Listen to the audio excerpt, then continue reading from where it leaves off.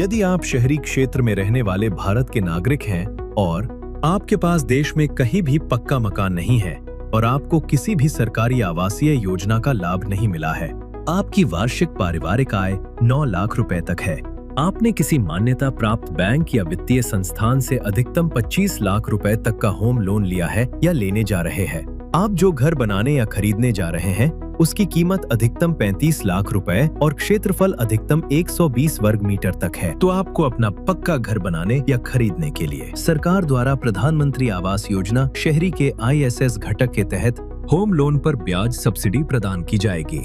Online आवेदन करने के लिए सबसे पहले अपने मोबाइल या कंप्यूटर में PMAY की आधिकारिक वेबसाइट खोलें।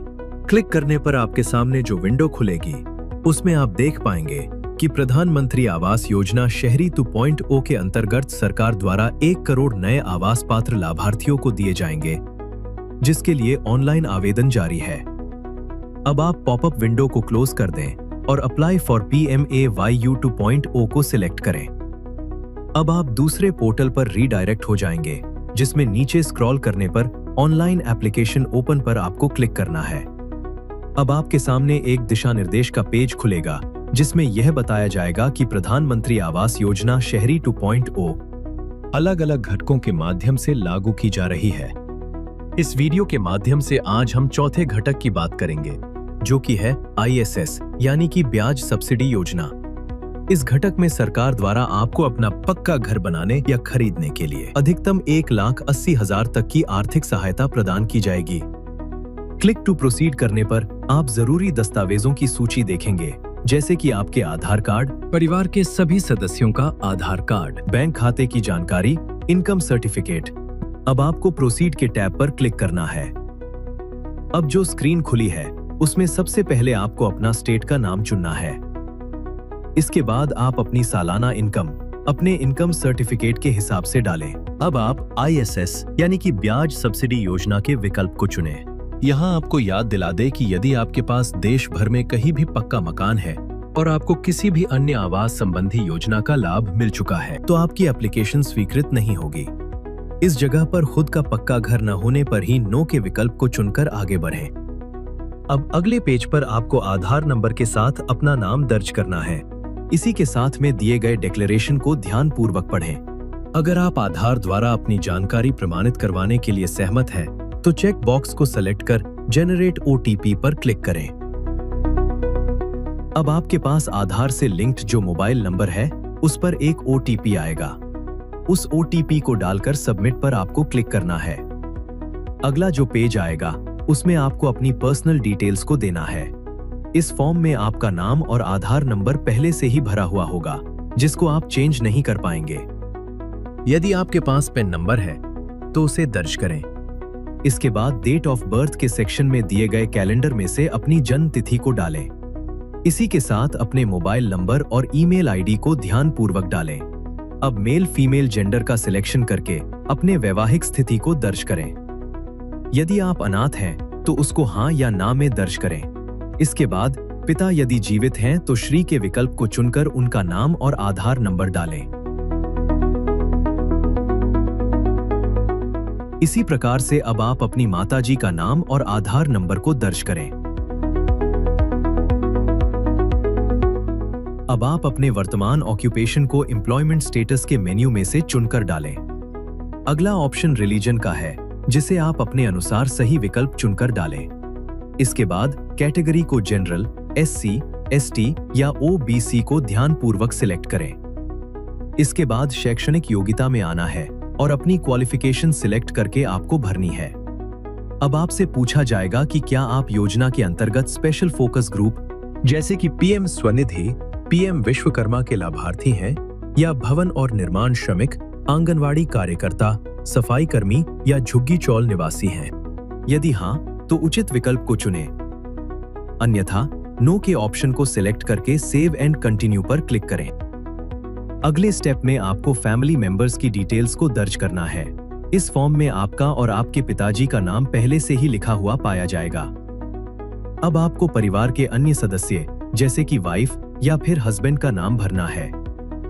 अब उनकी जन्म तिथि, आपसे रिलेशन, उनका आधार नंबर और उनका ऑक्यूपेशन दी गई लिस्ट में से चुनकर डालें। इसके अलावा अपने बच्चों का नाम इत्यादि आप ऐड पर क्लिक करके भर सकते हैं। इसके बाद अगला सेक्शन आता है जहां पर आप सभी को अपनी हाउस होल्ड डिटेल्स को शेयर करना है। इस फॉर्म में कैटेगरी, पक्का हाउस और हाउस होल्ड इनकम पहले से ही भरी हुई होगी। अगले चरण में आपको अपने इनकम सर्टिफिकेट को अपलोड करना है।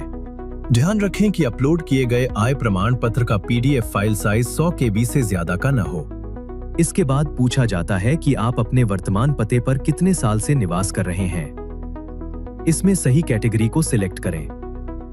अब इस फॉर्म के अंत में पूछा जाएगा कि आप खुद के घर में रहते हैं कि किराए पर रहते हैं या आप बेघर हैं। अगर आप सिलेक्ट करते हैं कि आप खुद के घर में रहते हैं तो फिर आपसे पूछा जाएगा कि आपका घर पक्का, आधा पक्का या कच्चा है। इसमें मकान का सही प्रकार सिलेक्ट करें। अगर आपका घर कच्चा है तो इनमें से सही विकल्प चुनें। इतना करने के बाद आपको सेव एंड कंटिन्यू पर क्लिक करना है। इसके बाद में हमारे सामने अगला जो सेक्शन आएगा, यहाँ पर आपको अपने 3 तरह के एड्रेस को दर्ज करना है। सबसे पहले आपसे प्रेजेंट एड्रेस यानी कि वर्तमान पता पूछा जाएगा।